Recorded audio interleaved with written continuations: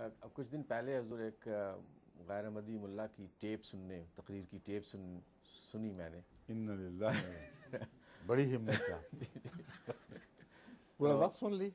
جی خرافات ہی تھیں. وہ دو چار وہی میں کہہ رہا ہوں، تبھی تو کہہ رہا ہوں بڑی ہمت ہے. عام تقریر ہو تو انسان ہر ایک کی سنے، ایسی خرافات بولتے ہیں کہ سننے کی ہمت نہیں ہوتی. جی تو اس میں دو تین باتیں اپنے لوگوں کو وہ سنا رہے تھے، بتا رہے تھے کہ مہدی کے آنے کی علامات پہ. اچھا. تو اس میں سے ایک دو مجھے یاد آئے، مجھے سمجھ میں نہیں آئی. وہ پہلی علامت تو یہ ہے کہ وہ حضرت مصطفیٰ صلی اللہ علیہ وسلم کی نسل سے ہوگا. ایک تو وہ تھا. اور دوسری علامت یہ تھی کہ وہ مکہ میں پیدا ہوگا. اور تیسرا شاید بیت المقدس کے متعلق تھا، مجھے یاد نہیں آ رہا کیا تفصیل تھی اس کی. تو یہ پہلے دو علامات ہیں. یہ میری سمجھ میں نہیں آئی کہ یہ نہیں، یہ اور بھی بہت سے ہیں. امام مہدی کے متعلق جتنی روایات ہیں جی جی ان کا شمار مشکل ہے، اور مختلف احادیث میں مختلف علامتیں ہیں جو دنیا سے تعلق رکھتی ہیں. مثلا ایک وہ واقعہ ہوا ہے جو مکے میں چند سال پہلے ہوا تھا. ایک شخص کھڑا ہوا ہے اور ایک پوری حدیث کی تمام علامتیں پوری کر کے دکھا دیں. وہ مکے سے اٹھے گا، خانہ کعبہ کی دیوار سے ٹیک لگا کے وہ تلوار بلند کرے گا، اور اس کے ساتھی ہوں گے اور اس طرح وہ قبضہ کرے گا. سب کچھ کر دیا. اس کو انہوں نے مار مار کے فنا کر دیا، کچھ بھی نہیں باقی چھوڑا.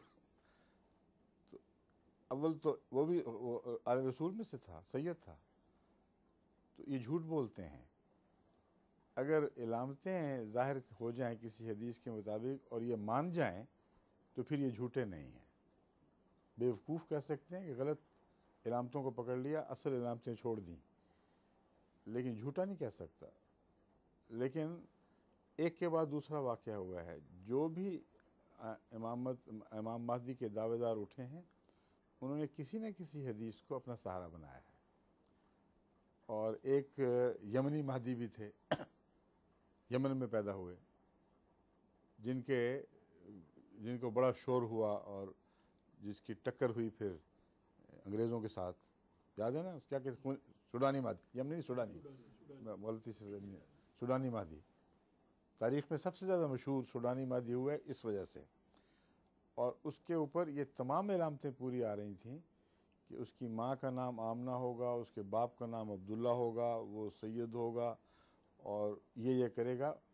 پوری علامتیں اس پر صادق آئیں. اس کی وجہ سے کچھ لوگوں نے مان لیا، اور چونکہ اللہ تعالیٰ نے اس کو غلط ثابت کرنا تھا، اس لیے چونکہ اس نے یہ بھی سنا ہوا تھا کہ مہدی کے ہاتھ پر بھی فتوحات ہوں گی اور تلوار لے کے نکلے گا، اس نے عام جہاد کا اعلان کیا، بعض جگہ فتوحات حاصل کی.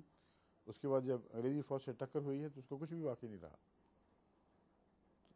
اس کے انجام نے بتا دیا کہ وہ مہدی تھا ہی نہیں. اور باقی عالم اسلام نے قبول نہیں کیا. صرف سوڈان میں جس جگہ اس کا رسوخ تھا اس کے ارد گرد کچھ لوگوں نے قبول کیا، اور بعض ایسے ہیں جو افریقہ کے بعض حصوں میں ہیں جنہوں نے قبول کیا. یہاں سے لوگ جا کے، سوڈان افریقہ ہی کا حصہ ہے، اس طرف سے لوگ گئے ہوں گے تو وہ مان گئے ہوں گے. لیکن بہرحال اس کی کتاب اب لپیٹی گئی ہے. نائجیریا میں اس کے بعض مرید تھے جو احمدی ہوئے، ان سے میری گفتگو بھی ہوئی اس پر.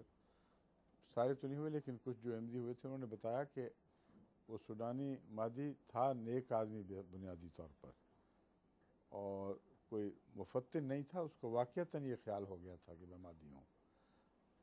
اور بڑی وجہ یہ حدیث تھی کہ ماں کا نام آمنہ، باپ کا عبداللہ، اور چونکہ نیک تھا قبیلے نے اس کو سہارا بھی دیا. اس نے پیشگوئی بھی کی ہوئی تھی ان کے نزدیک. میں نے اس جماعت کو کہا تھا مجھے اس کا حوالہ نکال کے دیں. وہ کہتا اس کی کتاب میں لکھا ہوا ہے کہ ہندوستان میں اصل مہدی پیدا ہوگا، اور اس کی بعض علامتیں بھی ذکر کی ہوئی ہیں. بہرحال یہ بھی ایک تھی. تو مہدی کی جو اور علامتیں ہیں ان پر بھی تو وہ کچھ بولیں. اور یہ بھی تو بتائیں کہ جہاں جہاں یہ پیدا ہوئے مادی والے وہ سارے سچے تھے؟ اگر تھے تو سب امت نے ان کو قبول کیوں نہ کیا؟ اور ابھی تک یہ سارے پھولوں کی طرح کتابوں میں ملتے ہیں. کوئی فعال جماعت ان کی جو انقلاب انگیز ہو، اس نے کچھ بھی دنیا میں کر کے نہیں دکھایا. کچھ دیر چلے ہیں یا وہ مٹ گئے، یا معمولی مرید ساتھ رہ گئے ہیں جن کا کچھ بھی اثر رسوخ دنیا میں نہیں. اسلامی دنیا میں بھی کوئی انقلاب نہیں برپا کر سکے. باہر ان کا دنیا کو فتح کرنا تو بالکل بعید از قیاس ہے. یہ ان کی تاریخ ہے. ایک حدیث ایسی ہے صرف مہدویت کے متعلق جس پہ انسان کا کوئی بس نہیں، جس کی کوئی مثال نہیں ہے. لیکن اس سے پہلے میں آپ کو یہ بتانا چاہتا ہوں کہ آن حضرت صلی اللہ علیہ وآلہ وسلم نے جو فرمایا اہل بیت ہوگا، تو ان کو یہ کیوں نہیں یاد آتا کہ ایک ایسا انسان تھا جو خونی طور پر رسول اللہ صلی اللہ علیہ وسلم کا اہل بیت نہیں تھا، مگر وہ ایک ہی تھا جس کو اہل بیت آپ نے قرار دیا ہے باوجود رشتہ نہ ہونے کے. وہ سلمان فارسی تھا. جنگ احزاب کے وقت آپ نے ان کو بلایا، اپنے خاندان کے ساتھ کھڑا کیا، سلمان و منا اہل البیت، یہ الفاظ فرمائے. سلمان ہمارا ہے، اہل بیت ہے. اور اس کو کیوں چنا گیا آخر؟ اور کسی کو کبھی نہیں کہا.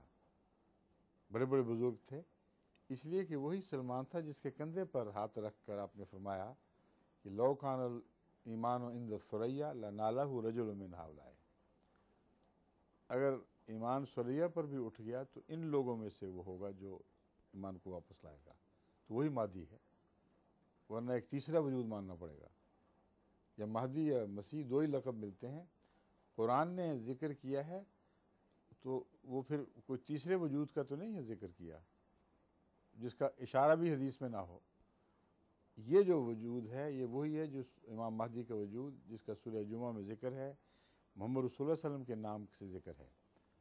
اور اسی لیے حدیثوں میں جو ہے اس کا نام محمد ہوگا، اس کی ماں کا نام آمنہ، اس کے باپ کا. قرآن کریم میں بھی سورہ جمعہ میں رسول اللہ صلی اللہ علیہ وسلم ہی کی بعثت ثانیہ کو امام مہدی کا آنا قرار دیا ہے، کیونکہ وہ آخرین منہم میں کسی نئے وجود کا ذکر نہیں ہے، اسی وجود کا ذکر ہے جس کا پہلے چل رہا ہے سلسلہ، هو الذی بعث فی الامیین رسولا منہم. تو اس طرح قرآن میں اگر کسی مسئلے کی خبر ہے تو وہ یہی ہے قطعی طور پر، جس میں دو ٹوک خبر ہے. اور قرآن میں اگر کسی ایسے قطعی مسئلے کی خبر ہے جس پر رسول اللہ صلی اللہ علیہ وسلم نے سواد کر دیا کہ ہاں یہی مراد ہے، تو وہ یہی آیت کریمہ ہے. اور حدیث بخاری کی اس کی تائید میں کھڑی ہے. اور وہ حدیث کہتی ہے کہ اس وقت مسئلے پیدا ہوگا جب ایمان آسمان پر اٹھ جائے گا، مسلمانوں کا حال بگڑ چکا ہوگا. اور اس کا آنا رسول اللہ صلی اللہ علیہ وسلم کا اپنا آنا تھا، مگر تشریف فرما دی خود ہی کہ میں نہیں، ان میں سے کوئی ہوگا. اور جن میں سے ہوگا وہ نہ صرف یہ کہ خونی طور پر اہل بیت نہیں بلکہ عرب بھی نہیں تھے، غیر عرب. اور یہ بھی آیت کریمہ کی تشریح ہے جو رسول اللہ صلی اللہ علیہ وسلم فرما رہے ہیں، کیونکہ اس کے معنی بعد فرماتا ہے ذالک فضل اللہ یؤتیہ من یشاء واللہ ذو الفضل العظیم. کہ یہ جو ہم کہہ رہے ہیں بعثت ثانیہ، یہ فضل ایسا ہوگا جس کو بھی اللہ چاہے گا دے گا. اگر رسول اللہ صلی اللہ علیہ وسلم کا اپنا آنا دوبارہ مراد ہوتا تو اس آیت کا کیا محل ہے؟ سمجھے ہیں آپ؟ وہ فضل تو مل چکا تھا رسول اللہ صلی اللہ علیہ وسلم کو، اس میں کسی اور کا اشتباہ نہیں تھا. تو یہ آیت کریمہ ایسی حیرت انگیز تفصیل کے ساتھ آن حضرت صلی اللہ علیہ وآلہ وسلم نے حل فرما دی کہ کوئی گوشہ اس کا خالی نہیں چھوڑا.